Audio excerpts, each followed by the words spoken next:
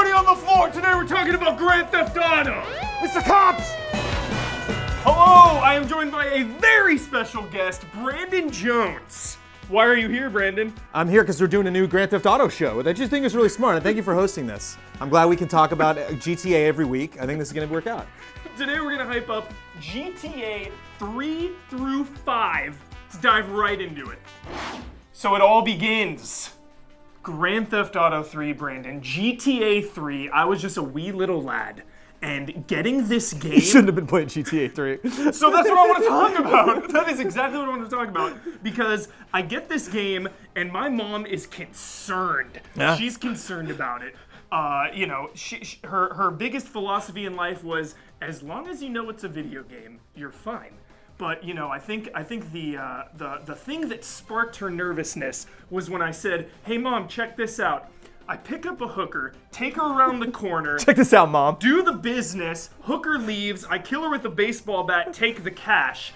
The look on my mom's face was just like, why did I do this? I am a firm believer that video games do not cause violence in people, and yet I have to freely admit, GTA is one of the only franchises that actually almost made me do something like stupid, and I was like, What whoa, is that this? was clearly GTA. I was on the freeway, and I was trying to get on an off-ramp, and there was a car in front of me, and like, you're just like, all you gotta do with cars, move 2 feet ahead, and then I can get by you. And I was like, let me just nudge him, I had that thought for like half a second, a quarter of a second. My brain was like, just bump into him and you'll have no space. Like, no, that works in video games. It does not work in real life. So threw my argument right out the window. GTA is toxic. It is. But so good. So GTA 3 really opened the door to open world games. I know we always joke about that open world is your jam. I mean, that is your favorite genre. Yeah. And for me, GTA 3 was like the beginning of that. It was truly a playground where you could just be a criminal and kind of go freely about your business.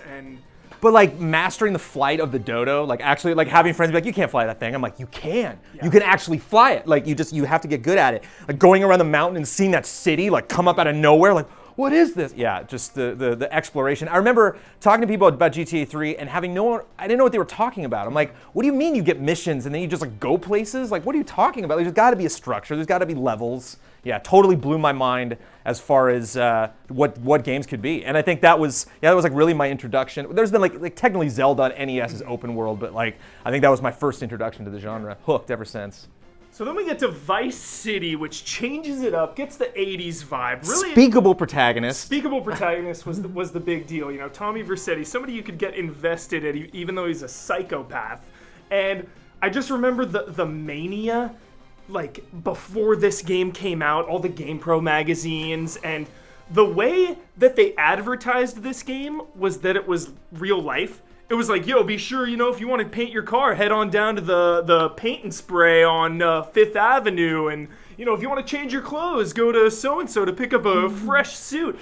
And I just remember being in class. It came out in middle school, and I just remember, like, the entire school was gripped when Vice City came out. And just every day coming to class, it was, how far are you? What mission did you do? And I think that's a big thing that kind of goes unsaid about GTA is the mission progression. A lot of people really talk about the mission progression, and I think just kind of unlocking.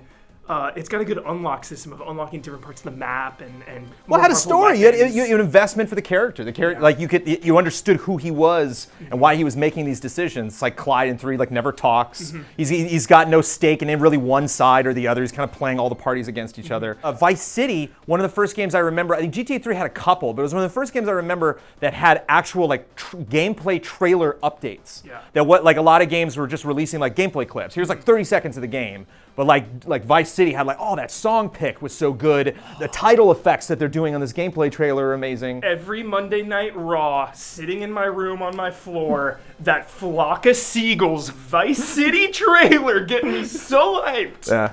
So good. And then motorcycles and just Katana, just so much. And then we move to San Andreas. What do you got to say about San Andreas? I'll tell you this, the fact that 3 and San Andreas were released in the same console generation. Wow. With like, what, we're like 5 years apart, like 5-6 years apart? That was insane. Like, I couldn't believe, you know, you have like one city, you know, with a main character that didn't talk, then you go to like another city, you add dialogue, you add more characters, you do the whole retro vibe, so it's like we're clearly doing the Scarface play, you know, and then like, okay, one city's not enough, now we're gonna have 3 cities, now we're gonna have parachutes, now we're gonna have like all these flying, you know, vehicles, you know. Yeah, it was unbelievable. I don't think we will ever see a jump that big in one console generation between sequels of Vice City and San Andreas. Yeah, you look at Liberty City versus all 3 of those cities in San Andreas, it's just insane. And just driving like seamlessly from, you know, Los Santos to Las Vegas, or what is it called? Las Venturas. Las Venturas. Driving out to Las Venturas just in the back roads. I would just get lost in that game. Brandon Jones, let's go bowling in Liberty City. I'm your brother! GTA 4, kind of contentious these days. Not for me, Not ever. for me, ever. ever. Never, Nico Bellic never for stopped life. loving this game. And when we did the Grand Theft Auto retrospective, and I went back, I'm doing them in chronological order, not the story, but when they were released. Going back, if you go back, it's like watching the prequels before you watch 4, 5, and 6. If you go back and play 3, and then Vice City, and then San Andreas, and then play 4, I defy you to say anything bad about 4. Like, that jump is nuts. Like, all of the advancements, like they had cover system, right? Like the gunplay was finally like shooting was finally like viable. Like, how ridiculous is the gunplay in all of the PS2 it's just games? Lock on, shoot, lock on, shoot, lock on, shoot, lock on, shoot. And I think honestly, probably my favorite narrative from any of the games. Like just that, you know, really making it clear. Yeah, like obviously in like Vice City, you know, you got the vibe that like my bosses are gonna come into town and I'm gonna have to answer for all the things that I've done. You know, you have the police presence in San Andreas, but like you do like UFO chases. There are all sorts of weird characters that come in. And 4 was so directed, you know, like dating this woman, having her turn out spoilers, having her turn out to be an agent, you know, and like having her double cross. And like when I went back through for the retro and I played it again, every time she called me, I was like, click, I'm not taking you out. Sketch. Yeah, just Nico was such a fascinating character and was not typical of what they'd done before. I mean, you look at 4 and 5. 5 is clearly a comedy. You know, 5 is clearly like, okay, let's go back to 3. Yeah, let's go bonkers. Let's make these characters fun. Let's put in Trevor and have him take care of all the comedic stuff.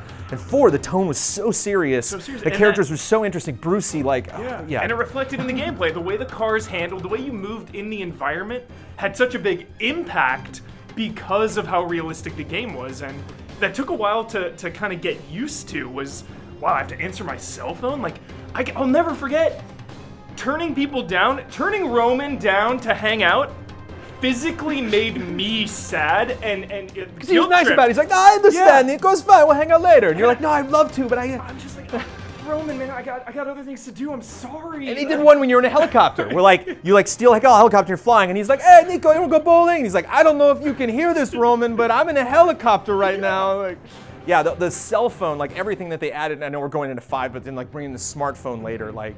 And that's one thing, you know, that is so fascinating about GTA is it's not just like, yay, we get another game, or yay, like the story's continuing. It's like, they're going to bring crazy new things. They bring in like eating into San Andreas, and then 4, they're just like, screw it. Like, we're glad we did it. It was a fun experiment. We're like not going to do that anymore. Whereas like you had a cell phone and like a pager, like that was interesting. Let's see where we can develop that. Like my favorite thing about GTA is that it's like how Ben feels about the Persona series. Like, they're not going to screw it up. Like, you know the next game is going to be amazing. You know they're going to take like as much time as they want. Like, in an era of getting games like Battlefront, we're like, oh, I wish it was like the old days. This franchise just keeps getting better and better every time. They're going to take the time necessary before they're like, yep, we finally have a great product. We're going to release it. We're going to put way more work into this than anyone should need to put into a game. It's nuts. And the DLCs. Oh my God! Each DLC is like its own game. Introducing the protagonist of Gaytonian. I'm like, who's this guy? And like, oh wait, going back. Like, that is my I remember that mission. Through line in any of the GTAs is following those diamonds. Yeah. From 4 into Lost in the Damned. Opening cutscene of GTA 4 holds up the diamond and looks at it. Last cutscene of Ballad Gaytoni, so homeless good. guy like looks at the diamond. You're just like, perfect. Follow those diamonds. Yeah. Which brings us to The Last of Us. Oh, I know. Yeah. Took the words right out of my mouth. Game of the year, right? There's a landslide. There's no way. Yeah, you know, Last of Us. Insult. Robbed. It's ridiculous. They're both tense. It's like the Oscars. Yeah. How do you choose? You choose GTA 5 is how you choose. You choose the game where it's like, oh yeah, Last of Us, like, oh yeah, it's pretty cool, and like, oh yeah, well, you know, when I played it 4 months ago, I was like, oh, that's jolly. I'm still playing GTA 5. For the record, I was just an intern at the date, time. I'm still playing GTA 5 because I'm playing GTA Online, which we still haven't seen the end of. We got yachts now for free. Keeps going. All of that stuff that they've added to GTA 5, vehicle mods. We have races that go up into the sky because you have like containers that can attach to each other. You have like you have races that go up a skyscraper where you're on a bike, like hopping between planks. Like heists, all that stuff. People complaining about heists, this free thing being added to the game of the year. Took a while, but free. How do you beat free, Jones? And just the way, I can't think of any other game that handles multimedia the way that GTA 5 does. The fact that you have the website, you have stocks, which are completely optional, which you can use, like, to benefit things that happen in the story. You like listen to the radio and like, oh, they're having a convention, or oh, that company just went under. I gotta get that stock. The assassination missions. Yeah, like getting all your info that way, like. The fact that you can, taking Roman out and like going on, going bowling with him or going drinking and like adding actually just 3 separate characters that can contact who they know, how those people that they know other people. Is the 3 characters. After playing this game, I can't even imagine playing a GTA with less than 3 characters. The way they all interact differently in the world, the way I feel when I'm controlling each one. When I play as Trevor, I turn on the heavy metal music and just ram everyone off the road and kill everyone. Or when I'm Franklin and I just take Chop out for a ride. And again, bringing the cell phone back, like being Trevor and just calling up Lamar to hang out. Totally optional. You don't have to do this. Right? Hanging out with him and just like having that dynamic. And like you said, they work so hard on these games. Harder than anyone should. 2 different conversations on the way to a mission. You go do a mission, you fail, like, oh, I'll try again. And you're driving there and like, they have a different conversation. You're like, why the hell would you do that? Who thinks that? Who's like, yeah, I mean, that's good, but like, let's change it up so people have different experiences. Like overkill. And just the way they take, the way you were talking about the 3 characters, the way they took like your typical GTA protagonist. They basically look at like all the main characters they've had from the different GTA games. You have like the Tommy Vercetti vibe with Michael. You have like the guy who's gone through the criminal lifestyle. He's over it. You have your Carl Johnson, with Franklin, and kind of like the guy who's got the street cred. He's got, he has his friends, that are involved in crime. He doesn't want to be, but he's got that struggle of like, do I get involved? Do I not? And then you have Trevor, which is Claude, like the guy who like has no morals, doesn't care. Like there's nothing to me. I literally am crime. Like I'll go out and do whatever. And the interesting psychological experiment of like how you actually play the game based on who you are, which would seem completely superfluous, but like a lot of people said, they're like, I don't know what it is. When I'm Trevor, I just run around. Like when you're Franklin, when I'm Michael, I don't care what car I'm driving. I'm gonna steal whatever. When I'm Franklin, I'm driving my car. I'm gonna drive that car that I've modded out with the neon lights underneath. And the heists, Jones. I mean, some of my favorite things on Earth are GTA and heists. And GTA heists. Combined the 2. I mean, the like planning the missions. I know. I had a conversation with Brad, and he was like, "Yeah, I love that you could like set up the heists ahead of time." And I love that too. And I love that this game doesn't really have fast travel. I mean, it is in there. You call the taxi, it comes, and it warps you there. But having to drive to the locations on the missions and not just like warping to places makes me respect the world. It makes me feel like a part of it. And just setting up all those heists, man. Like Michael's has to fly in one mission, so Trevor's like constantly calling you and being like, Michael, flying lessons, do it. You know, like we need to do it for that heist. Yeah. And then he's like, you better have done it. Did you do it? And I did. And how rewarding is that to get that payday? You're going through the game, and it's like, oh, I got $200,000 now. This is working out well. GTA and then all of a sudden, boom, $1 million. Have fun. Like, like the moment you're Franklin, like, I got $700,000 in the bank. The jewel heist. Because the missions don't give you cash. It's just like, oh, you beat a mission, but like you didn't do anything to earn money, so we're not going to give you any cash. And it like takes so long to build up your bankroll in that game, and things are expensive. Like, I love the way money is handled in that game better than any other GTA.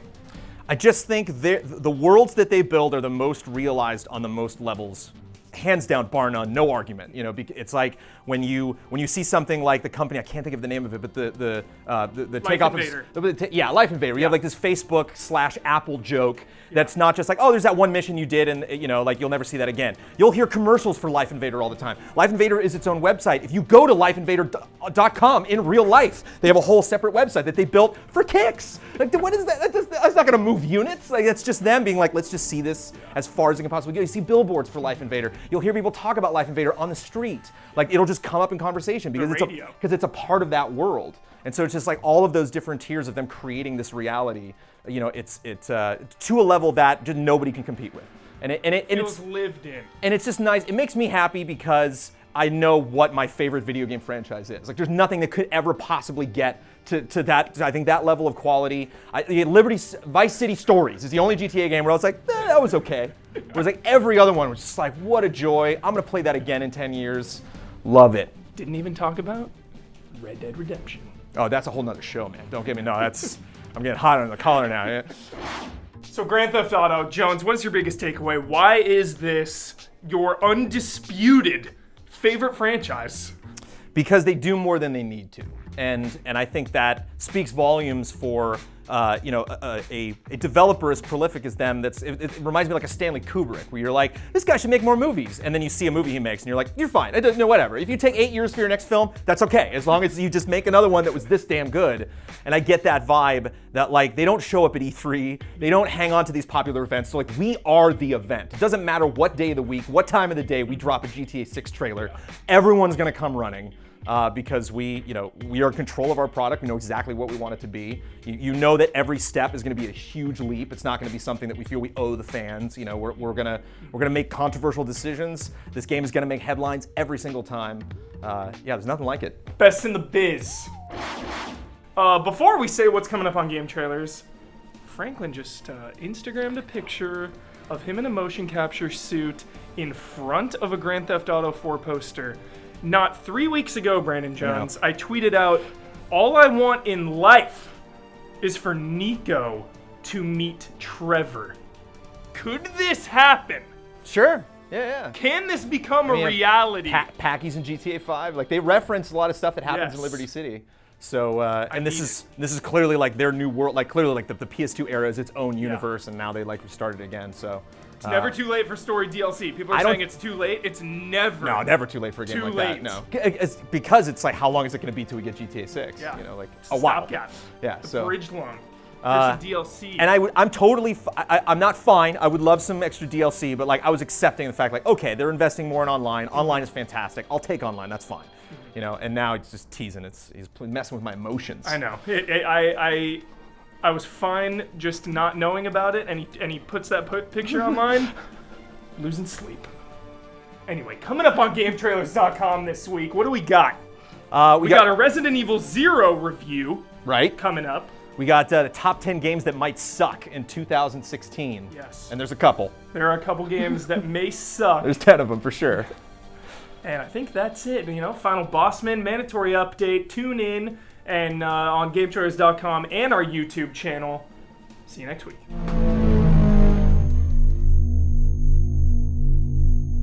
It's time for Jones's Cue. I'm one of those people that doesn't think free to play is a bad word. Like that's not when you put a stamp on a game. They're like free to play. It's like, oh, I can actually check this game out. This is a year to celebrate Star Wars. I am into Galaxy of Heroes. It's on iOS and Android, free to play. Haven't put a dime into this game. I'm level 55. Turn-based Star Wars game, light side, dark side. You basically go. It's like I can't remember. It's like Marvel Heroes or something. Like there's some Marvel game that everybody's completely obsessed with. When they're just like, oh, here's Spider-Man 2099, and people are like, oh god, I gotta get Spider-Man. And it's basically that. Like and so when they release Episode 8, they have new characters. They're just gonna add more characters to that. First time I saw it was the Battlefront event, and they were like, we want to go long term with this. We want this to be a game that we can keep adding Star Wars characters to, and you can be playing for years and years. You had me at Star Wars. There you go. Awesome. All right, GTA 5. I have a fucking heart attack right now. Great pace. Yeah, I'm on the pace right now, guys. I was worried, but you're totally great.